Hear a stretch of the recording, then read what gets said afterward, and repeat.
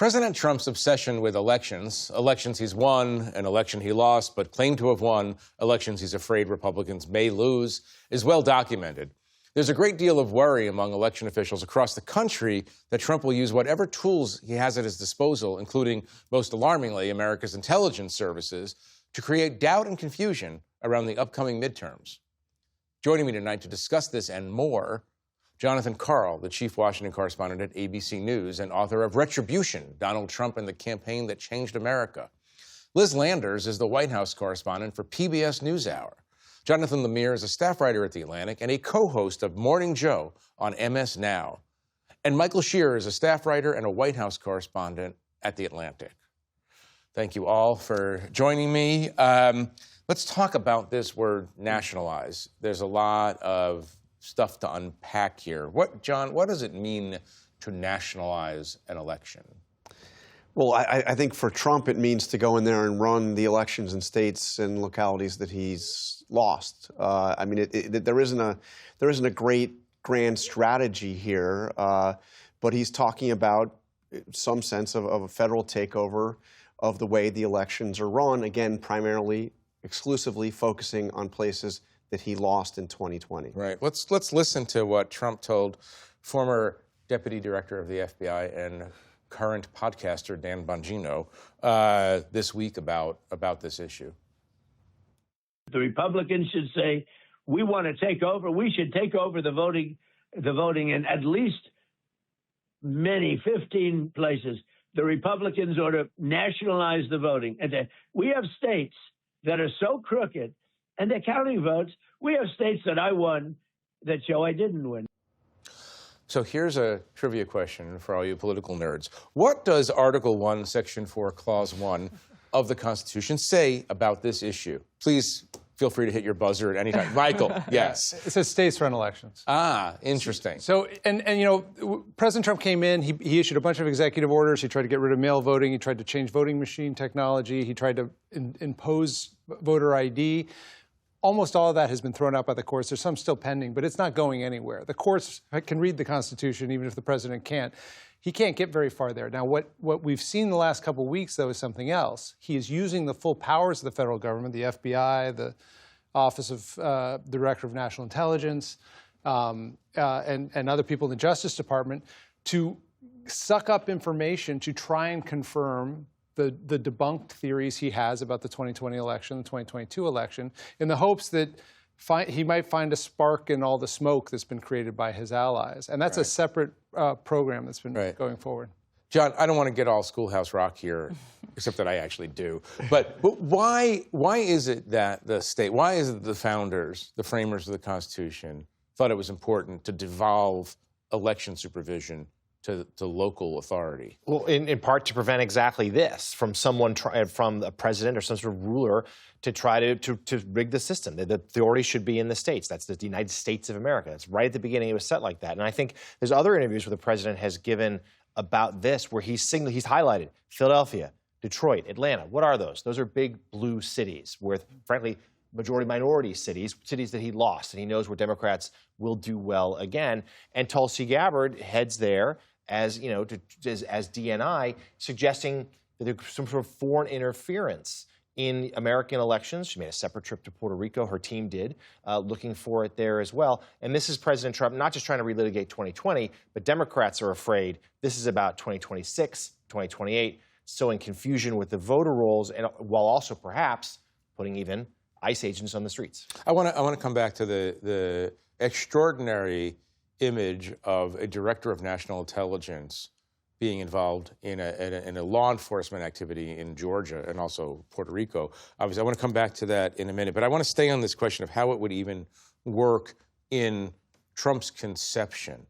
What would it would literally mean federal officials moving into local election boards and supplanting those people? Like Liz, what would he do in order to create this what he would think of as a fair election, meaning one that he would be guaranteed of winning. Well, the White House was asked about this several times this week, and Caroline Leavitt said that what the president actually meant was that he was supporting the SAVE Act, which is now a bill that may get a vote in Congress soon. And this is something that the Republicans are pushing for, and it has some pretty major changes to voting in this country, including voter ID would be required. There's some changes to some of the other parts of what makes every state vote differently across the country. But the president himself, though, continued to double down on his own statement about nationalizing the election, even after she said that's not really what he meant. He said in the Oval Office later on this week, after the Bongino interview, he said, a state is an agent for the federal government in elections. I don't know why the federal government doesn't do them anyways. So I say that again. A state is an agent of the federal... A state is an agent for the federal government in elections. So I think that he does want to see... You know who never thought that? James Madison. Right. Or Hamilton, or really anybody, yeah. I mean, look, the Constitution does say that Congress could have a role. Yeah. What the person that doesn't have a role is the chief executive, is the president. Right. The last person to have a role, the last entity that would have a legitimate role is the So the SAVE Act requires rather onerously proof of not just a photo ID, but proof of citizenship, and you must do every time you interact with the with your registration, when you're changing your address, when you're moving, any of that stuff. But look, what he wants is he wants to do away with mail-in voting, and he wants Republicans to be basically in charge of administering elections. Not the federal government. He wants Republicans to be in charge. Right. So he's actually, in his statements, he's been using two different. He's saying, I want Republicans in charge, and I want to nationalize. And in his mind, they're interchangeable. They're interchangeable. Liz, I want to just play an interesting exchange that you had with Caroline Leavitt, the White House spokeswoman, the other day on election questions. Let's listen to this. Steve Bannon recently said, quote, "We're going to have ICE surround the polls come November." Is that something that the president is considering? That's not something I've ever heard the president consider, no. Can you guarantee to the American public that ICE will not be around polling locations or voting locations in November? I can't guarantee that an ICE agent won't be around a polling location in November. I mean, that's frankly a very silly hypothetical question. But what I can tell you is I haven't heard the president discuss any formal plans to put ICE outside of polling locations. It's a disingenuous question. Silly and disingenuous. I think we would agree that that's a pretty good question. What was your reaction to that answer? It didn't make it sound like ICE is not going to be deployed. Right. I think that that's the takeaway there. Look, it's not legal to have federal law enforcement agents outside of polling locations. We have laws, and states have individual laws about this as well, how far you can be from a polling and voting location. But we've seen that this administration over and over has tested the bounds of the law on immigration, on a number of issues. So I asked her this because Steve Bannon is an ally of the president, a former advisor to him. He has a very large microphone, and for him to be talking about this and sort of putting this into the ether, I thought it was important to sort of get it on the record with the White House whether or not they're talking about this. Can I? Yeah, go ahead. But look, there's a context here, which is the Republicans fear major losses coming in the midterm elections. They've had a series of setbacks. You had the November losses in New Jersey and in Virginia. You had the loss in Miami. You also had just over the weekend a loss in a state house race in Texas, where a district that had gone overwhelmingly for Trump was suddenly won by Democrats. The fear is that we're looking at a real blue wave for these midterm elections. That's the context here. I think that part of this is trying to intimidate Democratic voters, and part of it is laying the groundwork to challenge the election results from the midterms. Go ahead. There's also real tension over this in the White House. I mean, I was told this week that after the president came out with those statements, his senior advisors were saying, no, nationalizing is not it. These are people who are working on the investigation in Fulton, working on the Georgia case, who support what Tulsi Gabbard are doing. But nationalizing is not the route to do this. I think they're going to let him continue to do what he has done now for, 10 years, which is to raise doubts about anything that doesn't go his way and claim fraud and mistakes. But they also know, his own advisors know that, if you remember back in 2020, there were 2 Senate seats in Georgia that were lost in a runoff because the president said, don't trust this vote. I won in Georgia. The voting lies. And what that meant was Democrats turned out and voted in the runoff, and Republicans did not turn out and vote in the runoff. So there are also Republican consultants who are very concerned about this task. Right. Let me ask, all of you cover the White House. I'm interested in the way Bannon is used as well, is he used to float test balloons, or is it less coordinated than that? Does he put that out in coordination with the president, or does it just happen organically? I think there's communication, but I think there is a set of troublemakers that the president likes to talk to. I mean, we know a lot more names than just Bannon.